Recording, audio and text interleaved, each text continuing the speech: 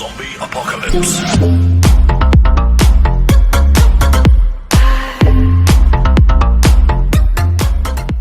الحمد لله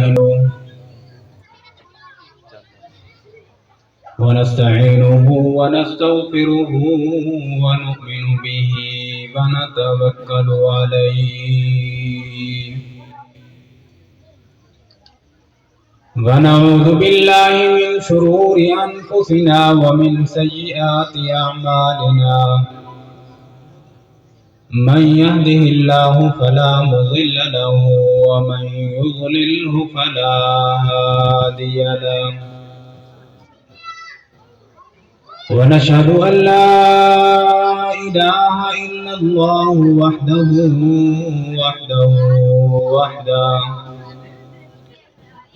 وحده لا شريك له ولا نظير له ولا معين له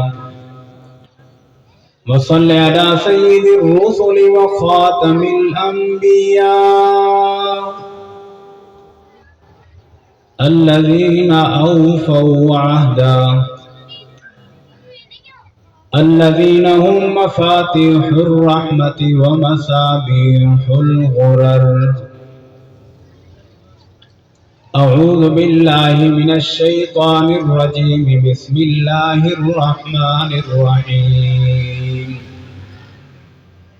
وما آتاكم الرسول فخذوه وما نهاكم عنه فانتهوا واتقوا الله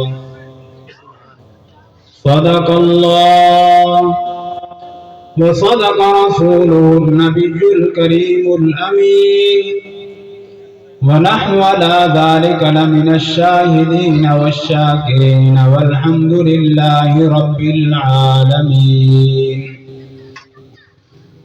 إن الله وملائكته يصلون على النبي يا أيها الذين آمنوا صلوا عليه وسلموا تسليما بآواز بلند و شریف اللهم صل على محمد وعلى آله وصحبه وبارك وسلم واجب الاحترام دوستوں اور بزرگوں، آج کا یہ پروگرام شادی کا پروگرام ہے۔ میں چند منٹ آپ سے مخاطب رہوں گا۔ مجمع میرے ساتھ بولتا رہے گا تو میں بھی بولوں گا، مگر نہ وما علینا چلے جائیں گے۔ اللہ تبارک و تعالی قرآن کریم کے اندر فرماتے ہیں وما آتاکم الرسول، کہ جو کچھ تمہیں پیغمبر دے فخذو، اسے لے لو۔ وما آتاکم الرسول فخذو، جو کچھ تمہیں پیغمبر دے اسے لے لو، اور جس سے پیغمبر علیہ السلام منع فرما دیں اس سے رک جاؤ۔ یہی ایک چیز تھی جو صحابہ کرام رضوان اللہ علیہم اجمعین کے جسم کے اندر راسخ ہو چکی تھی۔ انہوں نے اپنی چاہتوں کو پیغمبر علیہ السلام کی چاہت پہ قربان کر ڈالا۔ کون انسان ہے جو یہ نہیں چاہتا کہ میرے گھر کے اندر فراوانی ہو،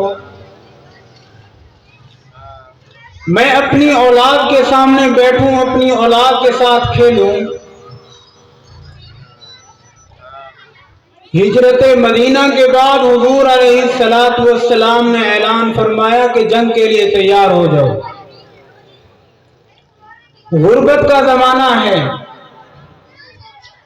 مسلمان ابھی تھوڑے ہیں، لیکن انہوں نے یہ سمجھ لیا تھا کہ پیغمبر علیہ السلام کی اطاعت کریں گے تو اللہ بھی ہم سے راضی ہو جائے گا، مصطفیٰ بھی راضی ہو جائے گا۔ انہوں نے تنگ دستی کے حالات میں پیغمبر علیہ अलैहिस्सलातु वस्सलाम के कहने पर लब्बैक कहा और पैगंबर अलैहिस्सलातु वस्सलाम की खिदमत में हाजिर हो गए। और उन्हें यह भी पता था कि हम मुसलमान थोड़े हैं, काफिरों का मजमा ज्यादा है, हजारों की तादाद में हैं, हम 100 की तादाद में हैं, लेकिन जंग के लिए तैयार हो जाए हुक्म कमली वाले का था। हिम्मत निहारी उन लोगों ने, मैदान में निकल जाते हैं। हर किसी को पता होता है, आजकल तो कलाशन को पिस्टल का दौर है, उस वक्त तीर और तलवार चला करती थी, आमने सामने लड़ाइयां हुआ करती थी। और उस वक्त सहाबा को यह भी मालूम था कि हम थोड़े हैं, हो सकता है हम शहीद हो जाएं। दरमियान में एक और बात याद आ गई। एक सहाबी हैं, वो एक पांव से माजूर थे। अमर बिन जमूह रज़ी अल्लाह ताला अन्हु माजूर थे। जंग ओहद का वाकया है। सारे सहाबा जंग के लिए तैयार हो गए, काफिला रवाना हो गया।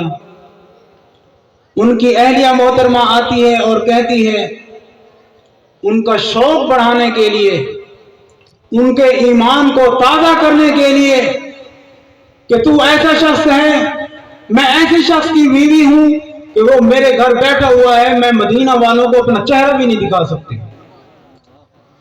हर किसी के घर वाले मैदान जिहाद के अंदर हैं, तीरों तलवार के अंदर हैं, तीरों तलवार उठाया हुआ है, कमान संभाली हुई है, और मैं ऐसी निकम्मी औरत हूं कि मेरा खामद आराम से घर में बैठा हुआ है।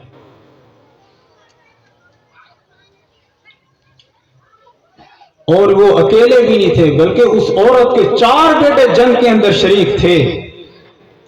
एक घर वाला घर में मौजूद था, तो उसी के अंदर भी ईमान की हरारतें तेज कर रही है।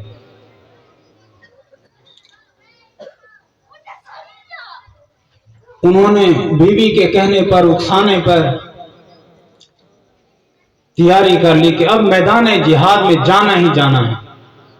शरई उज़र था, हुजूर ने इजाजत दे दी थी कि आप घर में रहें, दुआएं करें, लेकिन इसके बावजूद उसने जब फैसला कर लिया कि मैंने मैदान जिहाद में जाना है, तो फिर क्या देखा कि घर के अंदर जाते हुए, घर से जाते हुए ये कह गए कि ऐ अल्लाह, मुझे इस घर में दोबारा ना लौटाना। मैदान कारजार में पहुंच जाते हैं, तलवारों और तीरों की बरसात हो रही है। सहाबा किराम फरमाते हैं कि हम देखते हैं कि अमर बिन जमूह रज़ी अल्लाह ताला अन्हु काफिरों के जंगघटे में दौड़ते हुए नजर आते हैं, जाके घुस जाते हैं। एक पांव से माजूर हैं, लेकिन ईमान का जज्बा इतना है कि हुजूर के कहने पर, इजाजत देने पर घर रुक गए। फिर बीवी के कहने पर जब चले गए, तो फिर मैदान कारजार में जाकर, काफिरों के जंगघटे में जाकर इतनी बहादुरी से लड़े। उनके साहबजादे कहते हैं कि जिस तरफ हम अपने बाप को जाते हुए देखते कि माजूर आदमी है, हम भी उसी तरफ लपकते थे कि हम अपने बाप का दिफा करेंगे। लेकिन हुआ क्या कि एक गया बाप के पीछे, वो भी शहीद हो गया, बाप भी शहीद हो गया।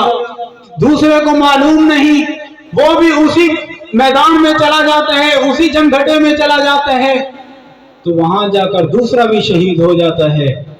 मैदान खाली हो गया, जिहाद खत्म हुआ। तो उस वक्त जब लाशों को संभाला गया, मैयतें सामने आई, हर किसी को, किसी की जो सवारी थी, ऊंट था, घोड़ा था, जो भी था, उस पर लाद कर घर ले जाया गया। जब हजरत अमर बिन जमूह रज़ी अल्लाह ताला अन्हु की बारी आई, तो ऊंट को मदीना की तरफ धकेलते हैं तो वो नहीं जाता, रुक जाता है। बार बार मारा गया, ऊँटनी है तो वो बैठ जाती है, वो मुंह ओहद की तरफ करती है, घर जाने का नाम निशान नहीं लेती। आखिरकार हुजूर अलैहिस्सलातु वस्सलाम ने उनके अहलिया मोहतरमा को बुलाया اور پوچھا کہ کیا معاملہ ہے، کیا عمر جب گھر سے نکلے تھے تو کوئی بات کہی تھی؟ تو اس وقت پتہ چلا کہ حضرت عمر بن جموح رضی اللہ تعالیٰ عنہ جب گھر سے نکلے تھے تو انہوں نے اللہ سے دعا کی تھی کہ میں میدان کارزار میں جا رہا ہوں اور قیامت والے دن مجھے میدان احد سے اٹھانا۔ یہ اونٹنی کا قصور نہیں ہے، یہ اللہ اس کو مدینہ منورہ میں جانے کی اجازت نہیں دے رہا۔ یہ تھا صحابہ اکرام کا جذبہ، ایمان۔ تھوڑے مسلمان ہیں، جنگ بدر کا اعلان ہو گیا اور پتہ ہے کہ ہم شہید ہو جائیں گے، ہماری بیویاں بیوہ ہو جائیں گی، ہمارے بچے یتیم ہو جائیں گے، لیکن آج کا مسلمان نہیں تھا، وہ 14 صدیوں پہلے حضور کا غلام تھا، سچا غلام تھا، وہ حضور پر مر مٹنے والا تھا۔ ایسے تو نہیں، ایک صحابی کو کہیں قید ملی، جب پھانسی دی گئی ان کو شہادت کا درجہ دینے لگے تو اس وقت کافروں نے ایک سازش کی کہ اے نوجوان تو یہ بات اپنی زبان سے کہہ دے کہ میری جگہ اگر میرے محمد مصطفیٰ صلی اللہ علیہ وسلم کو لٹکا دو تو میں راضی ہوں۔